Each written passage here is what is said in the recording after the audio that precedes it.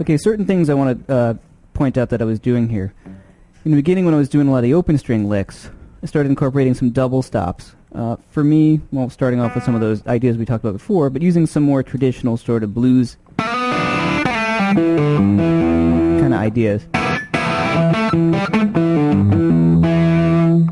Now, I did a 5 chord, which is the B chord, to my 4 chord. You get a great open B lick here, using the blues note, the blue note, the flat 5, which would be F, which is your second finger on the 3rd fret of the 4th string, and I'm going to use my open B string as sort of my pedal tone. So you're hearing the sound of the B chord. So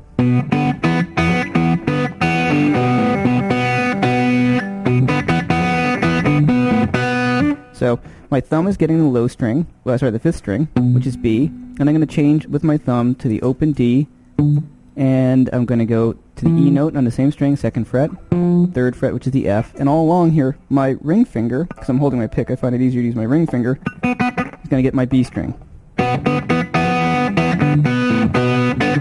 Okay? Now I'm going to go to my 4 chord and outline that a little bit by flattening out my 1st finger and basically play an A chord. So it's my B chord. That's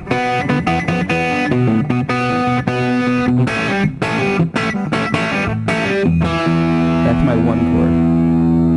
Now you can get a little fancy with this 4 chord, the A. I'm going to pull off my 1st finger on the 2nd and the 3rd string on the 2nd fret to the open strings. And then I'm going to hit my G with my pinky on the 5th fret of the D string.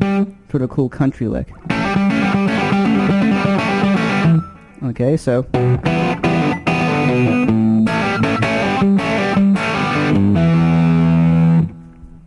okay. Next thing I did was, especially when I went to my E chord, I went to using the interval of a 6th. So I'm going to put I like using my 2nd finger as sort of my guide as I change through the 6th intervals of the key of E Mixolydian. So my 1st finger is going to play the E note on the 2nd string. My 2nd finger is going to play this G sharp on a D string. So, like I said, I use my 2nd finger as the guide, and you'll see what I'm talking about in a second.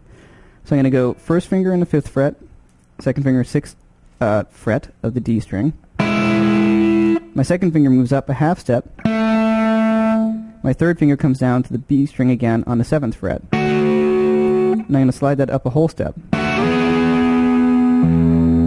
And what I was doing was pedaling between my low E string as well. Now I can slide that stuff around. Or I can play them like as a kind of chord sound. So I kind of like to mix the two.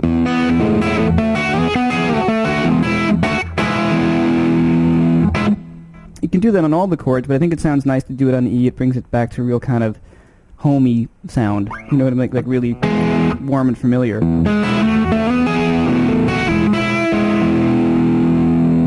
And the next lick that I like to talk about, we talked about using my thumb on the low string and, the pick and fingers here.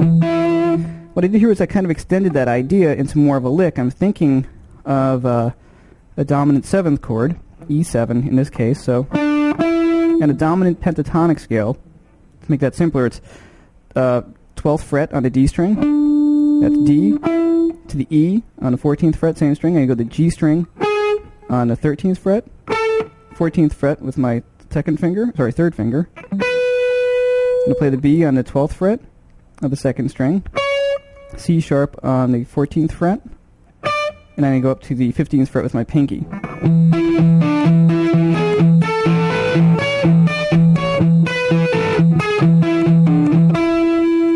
You can do it kind of slow.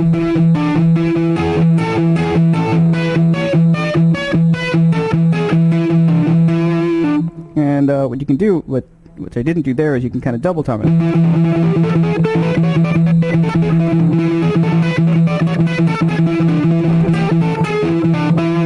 And you can actually mix in the flat 3rd as well with the 12th fret on G string.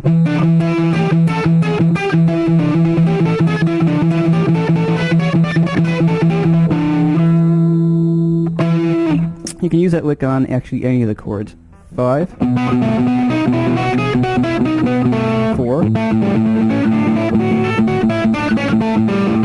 back down to 1.